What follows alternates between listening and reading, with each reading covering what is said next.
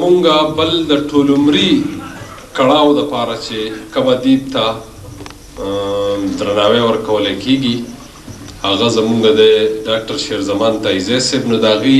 پیژنګلي ډېره اوږده ده نو زه غواړم چې ډاکټر یاسین صاحب راوبلم چې هغه په لنډو ټکو کې نو ډاکټر یاسین صاحب بات تاسو ته ووایي ډاکټر یاسین اقبال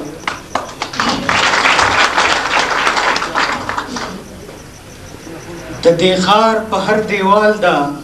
فقط دا جمله لیکلې د دې ښار په هر دیوال دا فقط دا جمله لیکلې تاریکی مو تقدیر نه ده د رڼا قاتلان ډېر شو نو موږ اوس دا رواج بدل کړی دی وي ملګرو زیری د سبا درکوم پښتانه ویښ دي نور ژوندي هم ستایي خو پښتانه چې څوک په ژوندون ستایي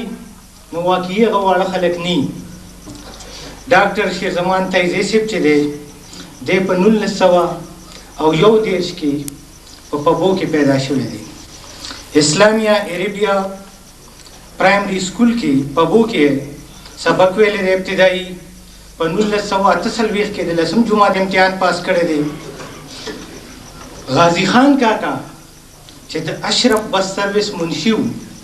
چې دشمني شوالته هغه نوکري پرېښوده نو تیزي صاحب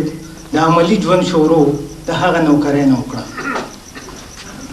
په 1950 کې یې پاکستان آرمی جوین کړه 1950 کې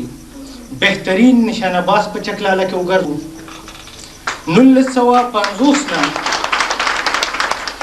1953 کې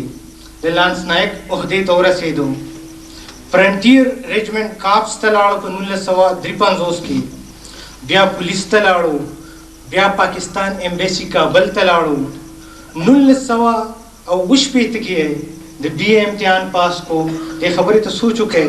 هغې صرف تر 10 جماعته پورې سکول ته تللی دي بیا یې په 1980 کې په پښتو ژبه کې ایم اے امتحان پاس کو ډیپټي ډایرکټر انټیلیجنس شو په 1980 کې 1980 کې د سرکاري نوکرۍ نه ریټایر شو په یو ان ایچ سی آر او فرنټیر پوسټ او بی بی سی او داسې نورو بېشماره محکمو کې یې بېشماره خدمات کړي دي په عملي توګه باندې خصوصي توګه باندې د 10 نفر سکول ته نه دی تللی خو په 1990 کې هغې د پېښور یونیورسټۍ نه د پی ایچ ډي ډګري حاصله کړه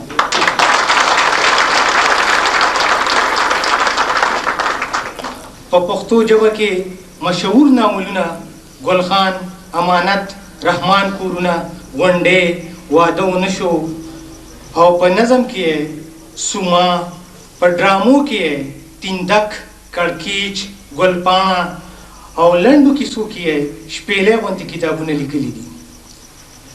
په انګریزي کې بېشماره کتابونه لیکلي دي ټیرریسټ اټیکس ان امریکا اینڈ امریکن اټیکس ان افغانستان او داسې نور باچاخان ان افغانستان